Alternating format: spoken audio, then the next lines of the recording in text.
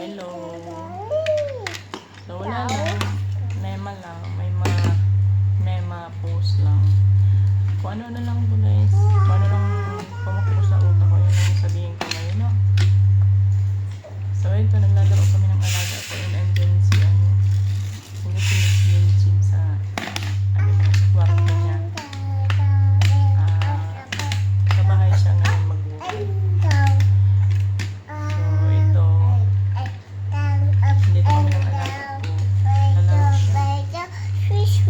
Pasensya guys sa mga hindi ko na babalikan. Ano po, kasi talagang busy. Sinasabay yung pagkukontent sa pag-aalaga ng bata. Baby, no! Baby, no! Oh, tingnan niya. Rinig mo kulit yan. Oh, wait lang, oh. Oh. No? Kulit siya. Ang kulit. Baby, ah. Super kulit. No. No. What's your name? Baby, what's your name? Okay. Yes. Me, what's my name? Christina. Huh? Christina. Wow. Very good. Thumbs up. Very good.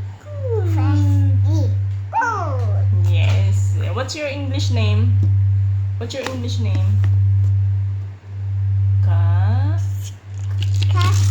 Cousin.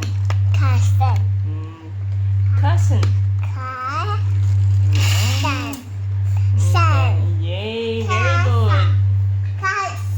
Cousin. How old are you? Are you? I'm 2 years old. Say mo. I'm 2 years old. I do this. Pero coming to pa lang siya next month. Guys. 2 years old. So, magtuto na siya guys. And ma-share ko lang. 1 year. Ay, 1 year na pala. 1 year na ako dito guys. Yung journey ko ngayon dito sa Hong Kong. So, talagang challenging na matatawag. Kasi all around ako dito, ang inano ko talaga, gusto ko, ang linya ko talaga pagluluto. Kaya lang sinasabay talaga itong kaalaga ng bata. So, kasi noon, pahirapan makapasok dito guys. Hindi ka pwede pumili ng kung ano lang ang linya mo.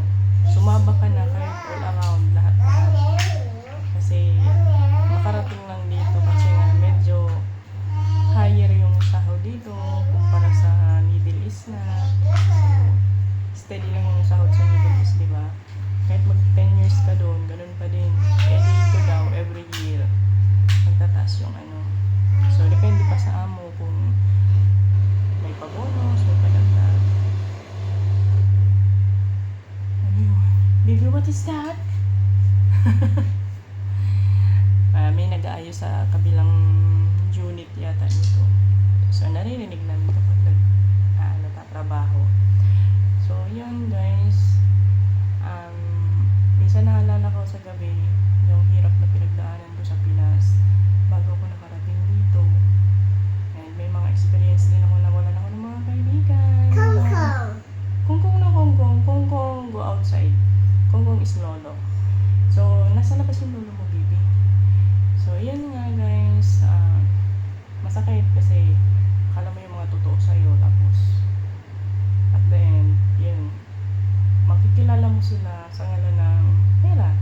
Siyempre, mga dumating kasi sa point na walang-wala talaga ako guys.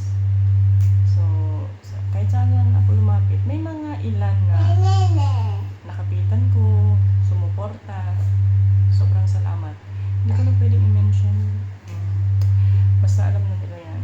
And Diyos mabalos. Ibig sabihin, si God na yung nagbibigay sa kanila ng So, till now, nagbabayad pa din naman ako ng utang guys. Kasi hindi matapos-tapos. Kasi madami nga akong sinusuportahan. So,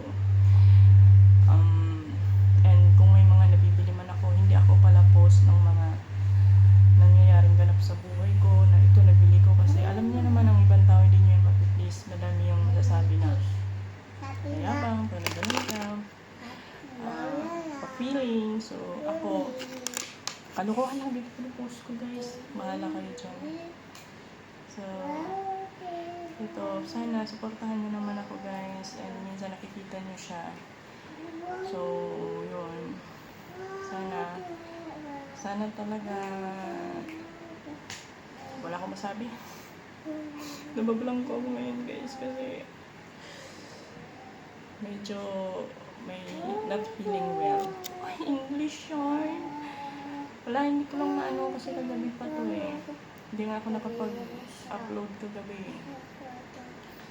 So, yung mga save video ko lang ang ina-upload ko ngayon kasi magde-delete na ako. So, pinopost ko na yung mga na-film kong iba.